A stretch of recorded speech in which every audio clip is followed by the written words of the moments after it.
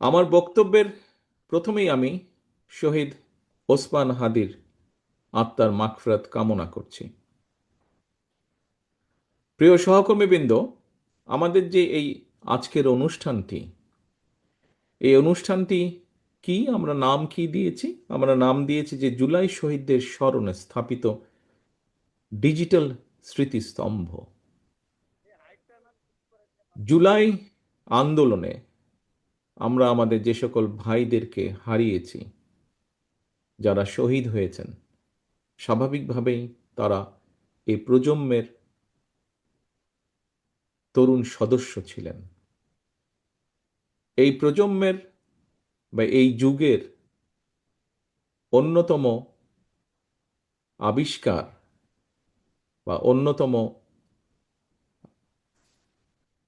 খুব পপুলার একটি মাধ্যম হচ্ছে আইটি মাধ্যম, ইন্টারনেট যেটিকে আমরা বলি। স্বাভাবিকভাবেই এই ইন্টারনেটের সাথে আমাদের তরুণ প্রজন্ম যারা এখন, তাদের একটা খুব নিবিড় সম্পর্ক রয়েছে। কিন্তু এই ইন্টারনেটের একটি হয়তো সমস্যা রয়ে গেছে, সেটা হচ্ছে ব্যয়বহুল। সবার জন্য অনেক সময় এফোর্ড করা সম্ভব হয়ে ওঠে না। আবার একইভাবে একইভাবে এই ইন্টারনেটের মাধ্যমে আমাদের তরুণ প্রজন্মের বহু সদস্য, সারা বাংলাদেশে ছড়িয়ে ছিটে থাকা বহু সদস্য এই ইন্টারনেটের মাধ্যমে সংযুক্ত হওয়ার মাধ্যমে তারা তাদের বিভিন্ন রকম, ছোট হোক বড় হোক, যার পক্ষে যতটুকু সম্ভব, তাদের কর্মসংস্থানের ব্যবস্থাও তারা করে থাকে।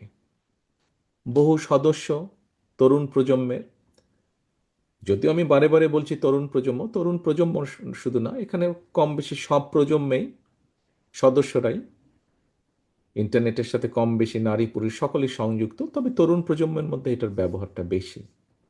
এবং তরুণ প্রজন্মের বহু সদস্য পড়ালেখার জন্য এই ইন্টারনেটকে ব্যবহার করে থাকেন। আজকে আমরা যেটি আগামী দিনে বাংলাদেশে করতে চাই, সেই কাজটি যেটি সরকার বা দেশের পক্ষ, রাষ্ট্রের পক্ষ থেকে আমরা করতে চাই, সেই কাজটি আমরা আমাদের দলীয় অবস্থান থেকে প্রথমে শুরু করেছি।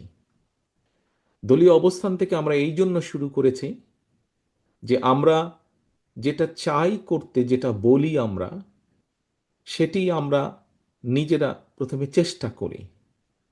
এইটি এর আগেও প্রমাণিত হয়েছে এবং এটি বর্তমানে আমরা প্রমাণ করার জন্য আমরা আজকে এই উদ্যোগটি গ্রহণ করেছি। আরএফএল গিজার মানে চটজলদি পানি গরম, বিদ্যুৎ বিল 20% কম। আরএফএল গিজার, উষ্ণ পানির পরশ। এর আগে আমাদের আইটি সম্পাদক জনাব ওয়াহিদুজ্জামান, ওনার বক্তব্যে উনি বলেছেন খুব সংক্ষেপে যে বগুড়ার শহরের 20টি জায়গায় আমরা এই ডিজিটাল স্তম্ভ তৈরি করেছি। এখন এই ডিজিটাল স্তম্ভটি কি? ডিজিটাল স্তম্ভটি হচ্ছে আমরা ইন্টারনেটের সুবিধাটা যাদের জন্য ব্যয়বহুল বা কষ্টকর, যাদের পেতে সমস্যা হচ্ছে ইন্টারনেট কানেকশন, তাদের জন্য আমরা এই ব্যবস্থাটা করতে চাইছি।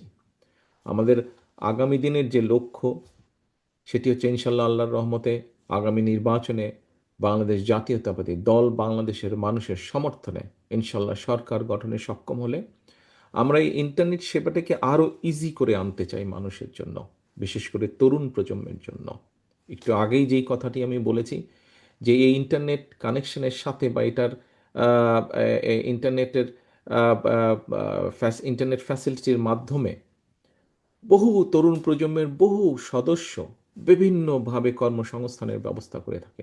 এই বিষয়টি যাতে আরও ইজি করা সম্ভব হয়, যেমন আজিল হক কলেজে যে কানেকশনটা দেওয়া হয়েছে, এটি ফ্রি কানেকশন। এটিতে সেখানে লগ ইন করার জন্য স্বাভাবিকভাবেই কয়েকটি প্রসিজিওর থাকবে। এই প্রসিজিওরটি ফিল আপ করার পরে যে কোনো সদস্য যে কোনো সদস্য 1 থেকে 1.5 ঘন্টা ফ্রি ইন্টারনেট পাবে। এখন আপনারা হয়তো প্রশ্ন করতে পারেন, শুধু 1-1.5 ঘন্টাই পাবে?